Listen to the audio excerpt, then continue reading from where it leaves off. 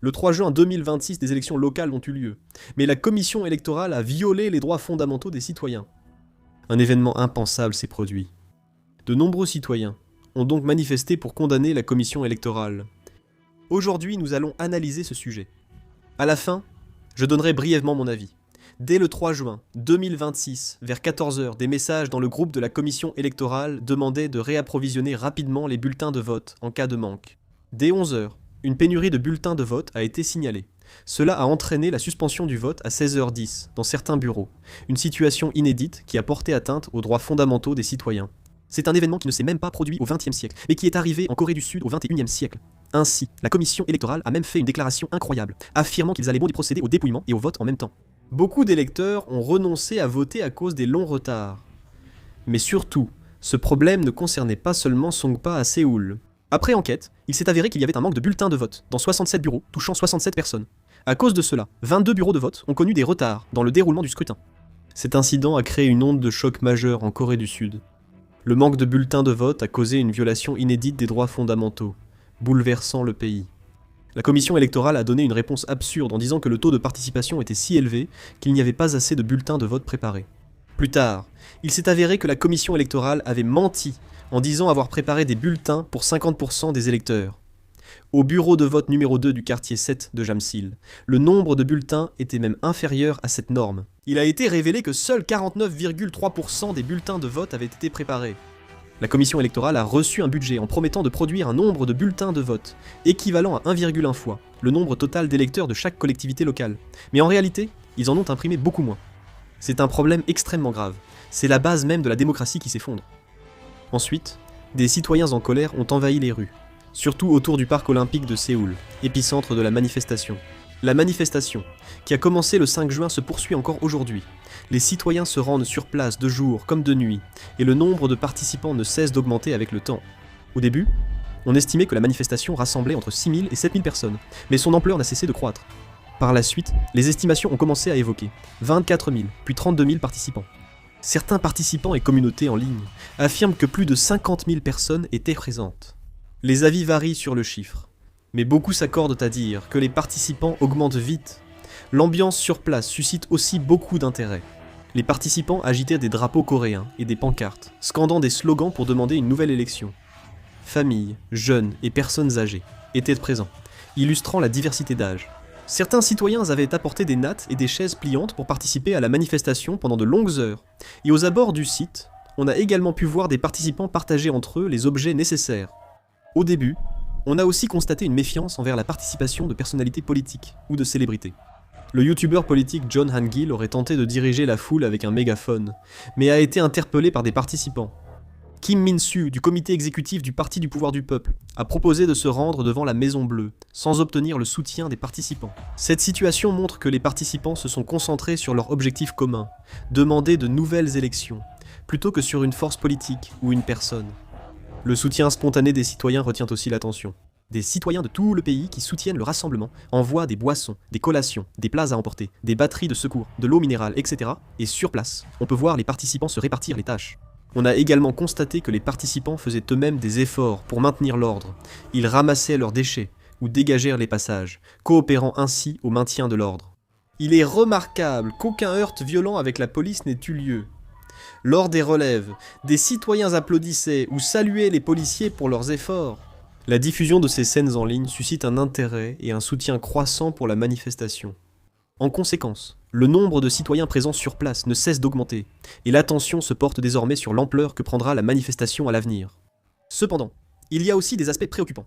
La plus grande crise existentielle à laquelle est actuellement confrontée la manifestation du parc olympique est l'absence de pôle fédérateur. Les manifestations perdent toujours de l'élan avec le temps, car les participants, des citoyens ordinaires, ont leur travail et d'autres occupations.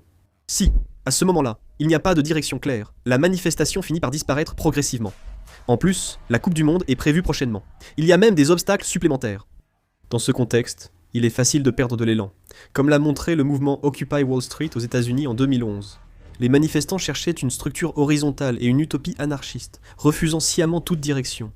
En conséquence, malgré le rassemblement d'un grand nombre de personnes, ils n'ont pas réussi à formuler des revendications claires qui auraient pu unir le mouvement. Le mouvement s'est contenté d'occuper l'espace sans message clair. Peu à peu, les participants sont partis et, Avec l'hiver, la manifestation a échoué sans résultat institutionnel. Une telle tragédie pourrait se reproduire lors du rassemblement au Parc Olympique. Actuellement, ce rassemblement est une structure purement spontanée, composée de citoyens ordinaires qui sont descendus dans la rue, indignés par le comportement de la commission électorale. Il n'y a donc pas de force dirigeante à la tête du mouvement. L'autorégulation spontanée fonctionne localement, mais cette dynamique diminuera avec le temps. Si le vide de leadership dure, l'autorégulation du rassemblement risque de s'effondrer, et l'essence du mouvement d'être dénaturée. L'histoire montre que lors de mouvements de masse prolongés, les extrémistes aux revendications radicales prennent plus facilement le contrôle que les voix modérées. Si le rassemblement perd son objectif initial de dénoncer la violation des droits fondamentaux du peuple, il sera dénaturé et ne recevra plus de soutien. Comme tout, il ne peut réussir sans appui public.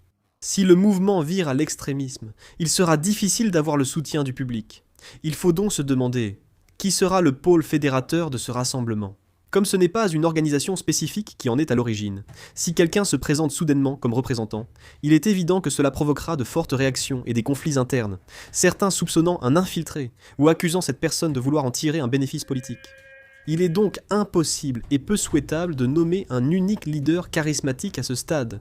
Il vaut mieux débuter avec un groupe de porte-parole déjà reconnus sur le terrain. Les leaders des bénévoles qui se sont occupés silencieusement de la distribution des fournitures et du maintien de l'ordre sur le terrain, ainsi que les avocats venus offrir une assistance juridique, tous ceux qui ont gagné la confiance sur place, formeront l'un des piliers de ce groupe. Il faut préciser que ces personnes ne sont pas des détenteurs de pouvoir dirigeant la foule, mais qu'elles jouent le rôle de porte-voix officiels, recueillant les voix de l'intérieur et de l'extérieur du terrain, pour les transmettre aux médias et au gouvernement. Cela permettra de minimiser les réticences internes. Ou bien, il existe une méthode qui consiste à utiliser comme alternative la plus puissante actuellement le mouvement de déclaration publique et de prise de position qui se poursuit dans plus de 150 universités à travers le pays. Les présidents des associations étudiantes, déjà mobilisées, pourraient s'unir pour devenir le moteur et le centre de ce rassemblement. Si les associations étudiantes, dotées de la moralité et de la capacité d'organisation de la jeune génération, prennent les devants, elles pourront préserver la pureté du rassemblement, tout en menant des négociations avec les institutions officielles, établissant ainsi le leadership le plus idéal. Quand une délégation sera formée, les problèmes redoutés pourront enfin être résolus. Le rassemblement se concentre pour l'instant sur la tenue d'un nouveau scrutin. Une délégation officielle pourrait toutefois soumettre à l'État des revendications politiques, dont une réforme de la commission électorale. Il sera alors possible de présenter, de manière concrète, des revendications progressives réalisables, telles que la sanction des responsables, la mise en place d'une commission d'établissement des faits, ou encore la réorganisation complète du système de gestion des votes, tant sur le plan informatique qu'administratif. Définir clairement ces étapes est essentiel pour provoquer un véritable changement face à l'État et avancer vers nos objectifs. En outre, les comportements déviants de certains dirigeants peuvent aussi être contrôlés systématiquement. La grande majorité des citoyens qui participent au rassemblement expriment leur voix de manière pacifique et légitime. Mais il est vrai que les actes illégaux et radicaux d'une minorité ternissent la légitimité de l'ensemble. Certains estiment que ce n'est pas grave, car cela concerne une minorité. Mais si des extrémistes commettent des actes illégaux relayés par les médias, le mouvement pourrait perdre le soutien du public. Il est également tout à fait possible que certains cherchent intentionnellement à déformer l'essence de ce rassemblement en ne diffusant que ces aspects de manière malveillante. De plus, il existe dans cette société des groupes qui, parce que ce rassemblement les dérange, souhaitent à tout prix qu'il soit stigmatisé comme une manifestation violente et extrémiste. En même temps, certains cherchent à transformer ce rassemblement en un groupe radical, adepte des théories du complot, dans le but de servir leurs propres intérêts ou objectifs politiques, tout en restant cachés. La nature légitime de la volonté du peuple, qui condamne l'incompétence de la commission électorale et le désastre administratif, ainsi que le fait indéniable que les droits fondamentaux sacrés du peuple ont été violés, ne doivent être ébranlés par aucune influence extérieure. Ainsi, la création d'une délégation fiable est essentielle à la survie du rassemblement.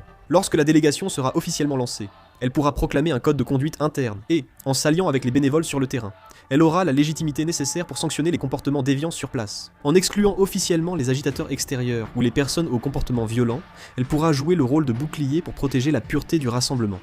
En organisant le mécanisme d'autorégulation, au lieu de le laisser dépendre uniquement de la bonne volonté spontanée de la foule, on pourra maintenir la supériorité morale du rassemblement. Pour ne pas perdre le soutien de l'opinion publique et pour transformer les résultats institutionnels en victoire, il est maintenant temps d'avoir un point de ralliement. Au fond, c'est ce que je veux dire. Je ne veux pas que le rassemblement en cours s'essouffle et se termine sans résultat. Il ne s'agit pas seulement du parc olympique, mais de créer un lieu de ralliement pour dépasser les limites de l'espace. Je voudrais dire qu'il ne faut pas limiter l'espace au parc olympique, mais l'étendre à tout le pays.